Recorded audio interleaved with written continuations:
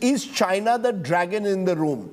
Andrew Lewing, I had Surjit Bhalla, an Indian economist, suggest on my show on Thursday night that Donald Trump's singular aim is to bring China to heel.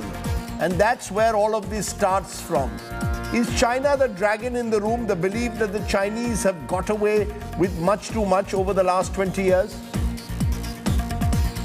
I think that there is a bipartisan consensus that China somehow represents existential threat to the American dominance.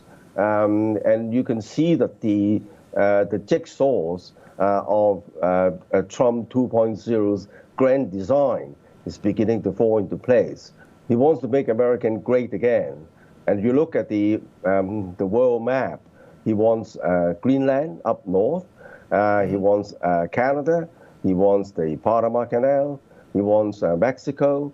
Now, why does he want Greenland? Of course, Greenland is full of rare earths, and also it provides extra airspace for Americans' defense. Recalling the balloon incident, where the Chinese balloon was looming over a height of 50,000 meters, well above the sixth-generation fighters. So he wanted Greenland and then Canada, Panama Canal, but they're all in the Western Hemisphere. Now, with the whole Western Hemisphere under his Americans' total control, though not necessarily occupation, and with two oceans on both sides, America would be very secure.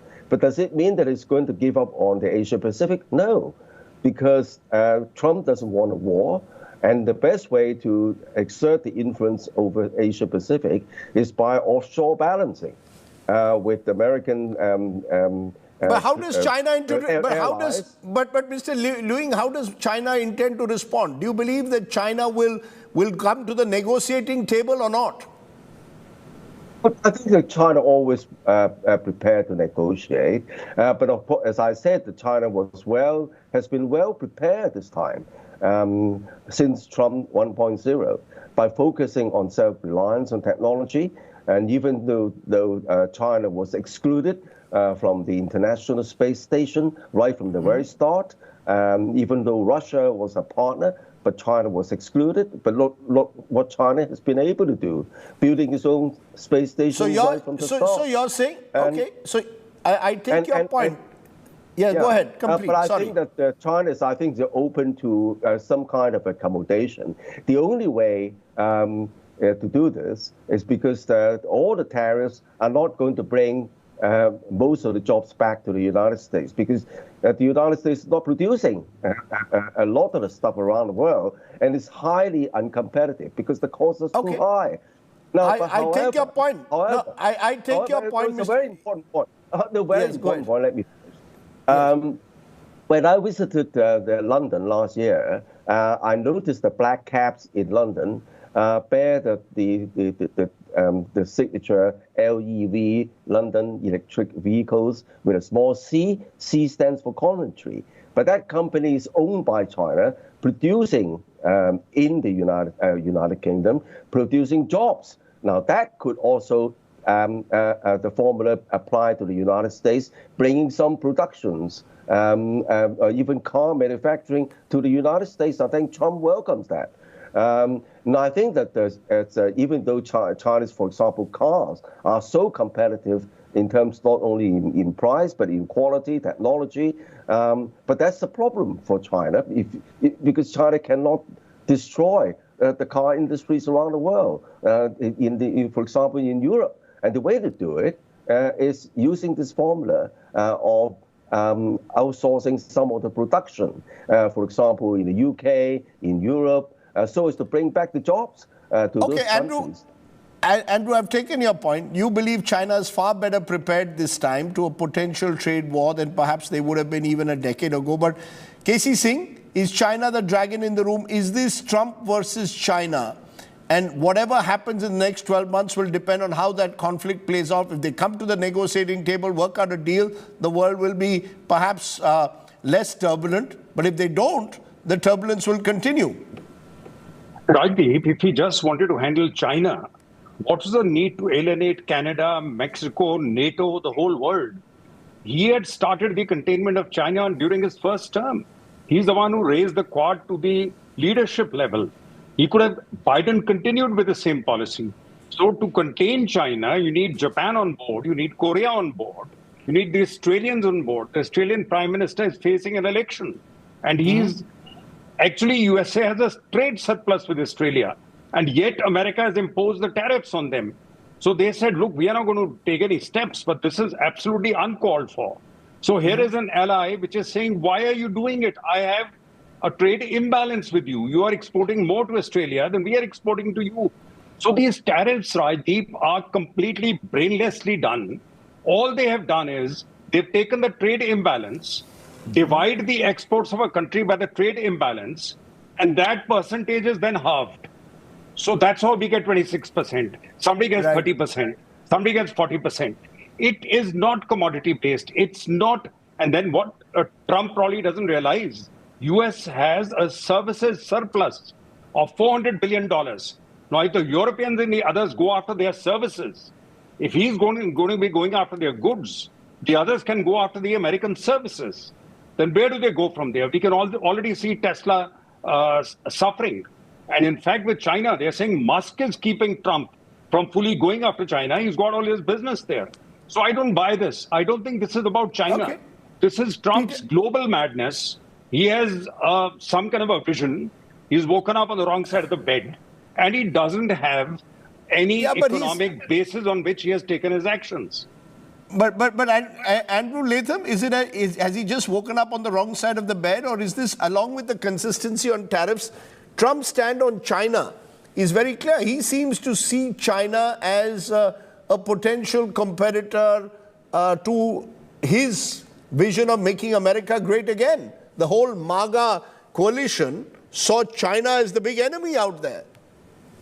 Yes, this is not just about economics, and it's not just about Trump and Musk and their business deals. And this is about geopolitics. This is about grand strategy. And the bottom line is this. Trump is not an intellectual. He doesn't quite get it. But his reflex is this, that hemispheric security is number one. Which is why he's interested in the Panama Canal, really, which is why he's interested in Greenland, why he's interested in annexing Canada. I'm Canadian, so you can imagine how badly I react to that. He could go about it differently. He could double down on the strategic relationships with the Kingdom of Denmark, with Canada, with Panama, which would advance his agenda way more efficiently. But we need to be clear. He wants hemispheric security. Number two, he wants to blunt and block and balance China in the Indo-Pacific, not the Asia-Pacific. Nobody uses that word anymore, but the Indo-Pacific. And he really, really, really wants to double down on that with respect to Taiwan, with respect to the South China Sea. So those are the two pillars of the instinctive, not intellectual Trump grand strategy and foreign policy. Hemispheric security, that's why he wants out of Europe, because that's, from his perspective, a waste of time. He really wants out of the Middle East as well, with the exception of Israel. But he wants out of those two regions so that he can refocus on hemispheric security and blunting and blocking and balancing China in the Indo-Pacific. And that's more than economics. That's what his gut is telling him the U.S. should be doing on the global stage. Peter, you just heard what Andrew said about Trump wanting to get out of Europe, wants as little to do perhaps with his European partners, some of whom are angsting at the moment. How will this play out? Will we see what can Europe really do? Yeah, it's very challenging because, again, as we said at the beginning, there are a number of issues currently taking place. There's a war in Ukraine. That is right on the border with Europe. So Europe is very conscious of security issues, the implications for NATO. And we've seen ways in which Donald Trump has already used various kinds of threats or forming new alliances with Russia to sort of change the relationship that the US has with Europe. We've also heard very recently in the release of the WhatsApp chat group about views of the vice president and also other senior members of the Trump administration about Europe. So I think we already get the sense that that there are certainly a group within the US administration, including President Trump, I think, who feel that engaging with Europe is no longer particularly in America's interest. I think for Europe, it's a very challenging situation because, of course, the European Union is a bloc which is made up of individual countries. And so each of those individual countries are going to be affected in different ways. For example, France is a significant producer of wine. Champagne, for example, which is very important in the American market. Italian goods, high quality goods are also fashion accessories and so on are also seen as very high quality. And I think the challenge for the European Union is how to create a combined front and respond to the tariff of 20%, which is obviously going to have a significant effect. And already we can see the conversation is very much around retaliation. In the UK, it's a little bit different. I think the UK is positioning itself quite carefully. It's still in the belief that it's possible to establish a trade deal which will be more beneficial. The UK tariff was 10%, which is obviously a little bit of an improvement on that, which has been hit on Europe. But at the same time, the UK is also thinking about, well, how to establish and build an ongoing relationship with this very ephemeral, fast-changing character and an administration which is constantly changing its tune. So I think in the UK, unusually, there's cross-party support, actually, for a measured, negotiated approach to continue to try to work through this with the US. I think in Europe, and especially the European Union, there's going to be a much more combative approach, and I think that's going to involve quite significant retaliation. And that's not good for the world, because each time a group of countries or individual countries retaliate and introduce their own tariffs, that's having an amplification of the initial effect, which is being caused by Trump's tariffs introduced yesterday.